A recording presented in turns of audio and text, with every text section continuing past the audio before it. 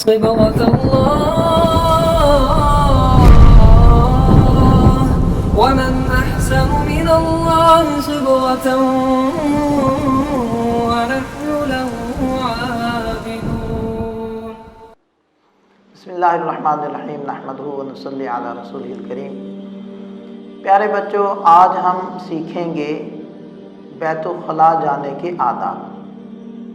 دیکھیں، اللہ کریم نے ہمیں بہت ساری نعمتوں سے نوازا ہے.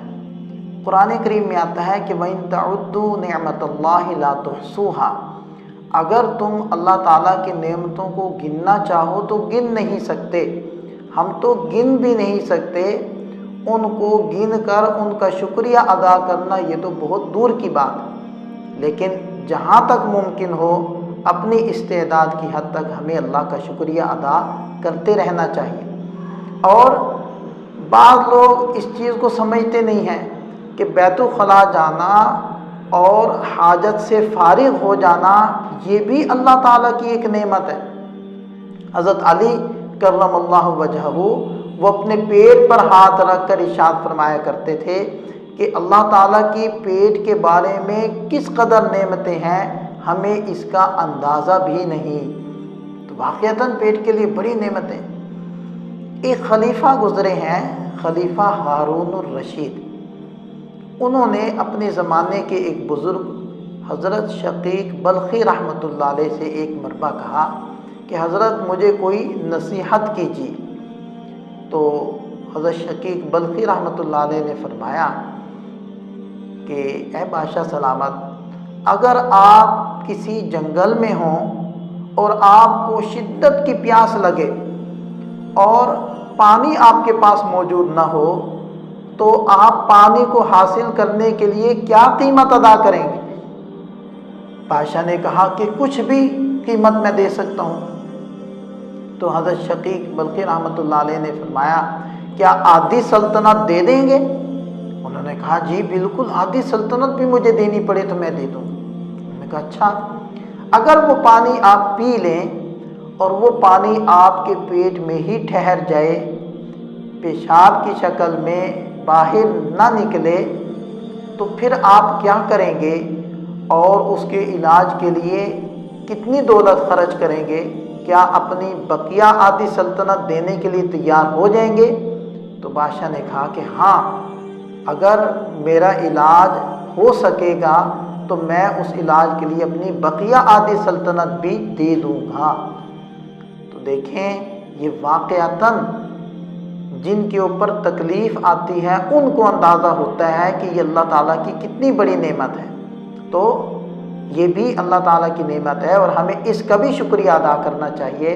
اور اس کے شکریہ ادا کرنے کا طریقہ یہ ہے کہ بیت الخلاء جانے کے جو آداب ہیں ہم ان کو سیکھیں اور ان پر عمل کریں. اچھا، بعض بچے کیا کرتے ہیں کہ اپنے کھیل کود میں لگے رہتے ہیں اور ان کو بیت الخلاء جانے کی، واش روم جانے کی ضرورت محسوس ہونے لگ جاتی ہے، لیکن وہ پرواہ نہیں کرتے، اپنے کھیل میں لگے رہتے ہیں.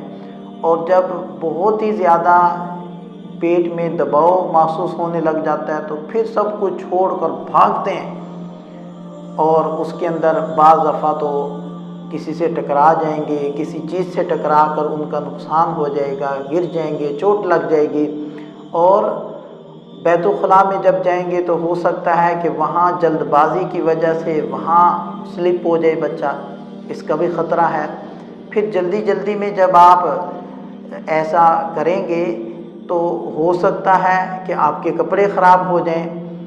تو یہ ذہن میں رکھنا چاہیے کہ جیسے ہی آپ کو ضرورت محسوس ہو تو فوراً ہی آپ کو واش روم جانا چاہیے. کھیل کود میں نہیں لگنا چاہیے، اس کو پینڈنگ کر دینا چاہیے. پھر جب ہم واش روم میں جائیں تو جوتا پہن کر جائیں، سر کو ڈھانپ کر جائیں. ہمارے پیارے نبی صلی اللہ علیہ وسلم جب قضائے حاجت فرماتے تھے تو سر کو ڈھانپ لیتے تھے اور جوتا پہنا ہوتا تھا. اس لیے ہمیں بھی اس چیز کا خیال کرنا چاہیے. پھر واش روم میں داخل ہونے سے پہلے ہم نے دعا پڑھنی ہے. دعا عام طور پر تو اتنی ہی پڑھی جاتی ہے، اللہم انی اعوذ بک من الخبث والخبائث. لیکن اس کے ساتھ آپ بسم اللہ بھی جوڑ لیں، کہ اس لیے کہ بسم اللہ کی فضیلت حدیث پاک میں یہ آئی ہے کہ جب کوئی یہ پڑھ لیتا ہے تو اگر اپنے چھپے ہوئے حصوں کو ظاہر کرتا ہے تو شیاطین ان کو دیکھ نہیں سکتے اور ان کو چھیڑ نہیں سکتے۔ اس وجہ سے ہم دعا پڑھیں گے، اور بیٹھنے کا طریقہ یہ ہوتا ہے کہ ہم اکڑوں بیٹھیں اور تھوڑا کشادہ ہو کر بیٹھیں، اور جب نجاست ہمارے جسم سے جدا ہو تو فوراً ہم اس کے اوپر پانی بہانا شروع کر دیں۔ بعض بچے اس چیز کا خیال نہیں کرتے، نجاست جسم سے جدا ہوتی ہے اور جمع ہو جاتی ہے، جس کی وجہ سے واش روم کے اندر سمیل پھیل جاتی ہے اور وہ بعض دفعہ باہر بھی سمیل چلی جاتی ہے۔ تو ہمیں اس چیز کا خیال کرنا چاہیے، جیسے ہی جسم سے نجاست جدا ہوتی جائے اس کو ساتھ کے ساتھ ہم بہاتے جائیں، اور جب استنجا سے فارغ ہو جائیں تو پھر 1 یا 2 مرتبہ خوب زیادہ پانی اس جگہ پر بہا دیں تاکہ اچھی طرح صفائی وہاں ہو جائے۔ بعض بچے اس چیز کا بھی کوئی خیال نہیں کرتے، گندگی پھیلا دیتے ہیں، اور گندگی پھیلانے کا ایک نقصان یہ ہوگا کہ جب دوسرا کوئی واش روم جانا چاہے گا تو اس کو تکلیف اور اذیت کا سامنا کرنا پڑے گا، اور اس کے سبب ہم بن رہے ہیں۔ یہاں میں آپ کو ایک اچھا سا پیارا سا واقعہ سناتا ہوں۔ ایک بزرگ تھے ہندوستان کے، حضرت حسین احمد مدنی رحمۃ اللہ علیہ ان کا نام تھا۔ تقسیم ہند سے پہلے کا یہ واقعہ ہے کہ وہ ٹرین میں سفر کر رہے تھے، تو ان کے ساتھ کوئی غیر مسلم بھی سفر کر رہے تھے، انگریز تھا یا کوئی ہندو تھا۔ تو وہ جو ٹرین کے اندر واش روم ہوتا ہے وہ غیر مسلم اس میں گیا، لیکن وہاں چونکہ گندگی پھیلی ہوئی تھی تو وہ وہاں سے بغیر اپنی حاجت کو پورا کیے باہر آ گیا، اور منہ ہی منہ میں بڑبڑا رہا تھا، یعنی گندگی پھیلانے والے کو برا بھلا کہہ رہا تھا۔ تو ان بزرگوں نے جب یہ دیکھا کہ یہ بغیر حاجت پوری کیے باہر آ گیا ہے، ضرور بیت الخلاء گندہ ہے، تو یہ اٹھ کر گئے اور بیت الخلاء کو خوب اچھے طریقے سے دھویا، اور واپس آ کر کہنے لگے کہ اب چلے جائیے، اب صفائی ہو چکی ہے۔ یہ کون بزرگ تھے؟ یہ احادیث پڑھانے والے، فتوے دینے والے ایک بڑے بزرگ تھے، لیکن انہوں نے کیا کارنامہ کیا؟ انہوں نے وہاں اس جگہ کی صفائی کر دی۔